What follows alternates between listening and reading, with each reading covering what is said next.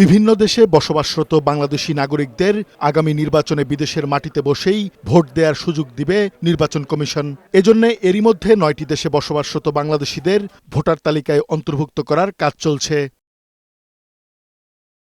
জাতীয় পরিচয় নিবন্ধন অনুবিভাগের মহাপরিচালক জানিয়েছেন, এ মাসেই জাপানে ভোটার করার কার্যক্রম শুরু হচ্ছে। জাপানের সকল প্রস্তুতি সম্পন্ন হয়েছে। ওখানে যারা স্টাফ আছে তাদের কিছু প্রশিক্ষণ দিতে হবে। এই কাজটা করার পরে ওখানে কাজটা চালু হয়ে যাবে এ মাসেই। ২ মাসের মধ্যে আরও ৫ দেশে আর এ বছরে আরও ১০টি দেশে প্রবাসী বাংলাদেশিদের ভোটার করার কার্যক্রম শুরু হবে। পররাষ্ট্র মন্ত্রণালয় থেকে আরও ৫টা দেশের ব্যাপারে অনুমতি পেয়ে গেছি এবং এই ৫টি দেশের মধ্যে আমেরিকা রয়েছে, দক্ষিণ আফ্রিকা রয়েছে, ওমান রয়েছে যেখানে প্রচুর বাংলাদেশি আছে, তারপরে মালদ্বীপ আছে, প্রচুর বাংলাদেশি আছে, এবং জর্ডান আছে, সেখানেও বেশ কিছু বাংলাদেশি আছে।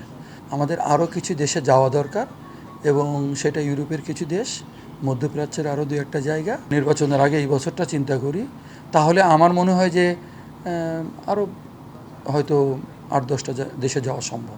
এনআইডি ব্যবহার করে ভোট দেয়া সহ অন্যান্য নাগরিক সুবিধা পেতে কার্যক্রম চলমান থাকা ৯ দেশ থেকে ৪৭,৭১৩ জন ভোটার হতে আবেদন করেছেন।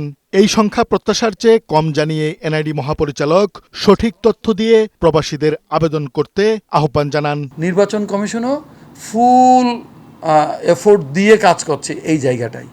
সেজন্য আমরা মনে করি যে হয়তো ভালো সংখ্যক ভোট বিদেশ থেকে পাওয়া যেতে পারে। আমি প্রবাসীদেরকে অনুরোধ করব, আপনারা একটু কষ্ট করে আসেন, এসে ভোটার হয়ে যান, আর আগামী নির্বাচনে ভোট দেওয়ার জন্য নিজেদেরকে মানসিকভাবে তৈরি করুন।